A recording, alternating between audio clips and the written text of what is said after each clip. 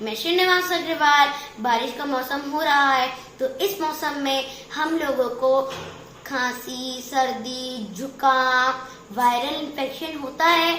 तो आज मैं आपको उस मौसम में मैं आज आपको काढ़ा का नुस्खा बताने जा रहा हूँ, जो मेरी नानी ने मुझे बताया था, जिसको मैं खुद भी यूज करता हूँ। और जब भी मैं उस काढ़े को बना के पीता हूँ तो मेरी सारी खांसी, जुकाम छूमंतर हो जाती है।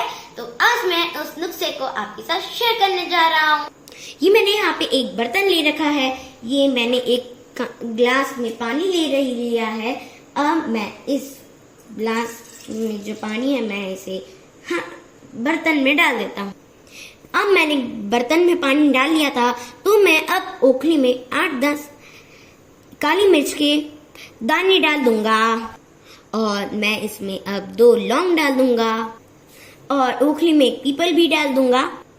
और अब मैं इसमें 1 चम्मच अजवाइन भी डाल दूंगा। अब मैं एक छोटी गांठ अदरक भी ओखली में डाल दूंगा।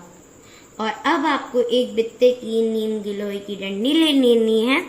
अब जो मैंने एक बित्ते की जो नीम गिलोय ली थी, मैंने उसे काट लिया था और अब मैं उसे ओखली में डाल दूंगा।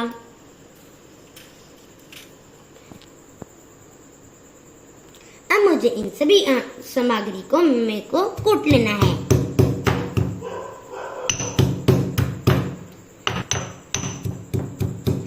अब मैंने इन्हें महीन महीन कूट लिया है।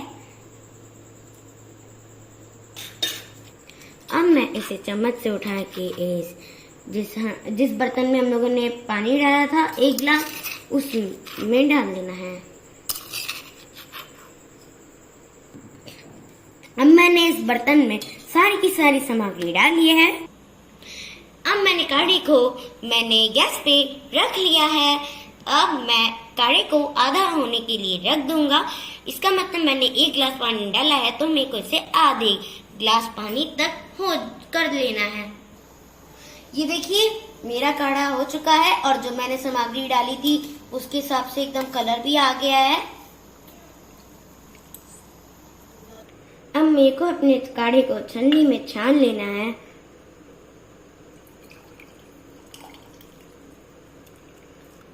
ये देखिए मेरा 1 गिलास पूरा आधा गिलास काढ़ा बन चुका है। ये देखिए ये अब काढ़ा पीने योग्य हो चुका है। और अगर आपको मिर्ची लग रही हो तो आप इस काढ़े में शहद भी मिला के पी सकते हैं।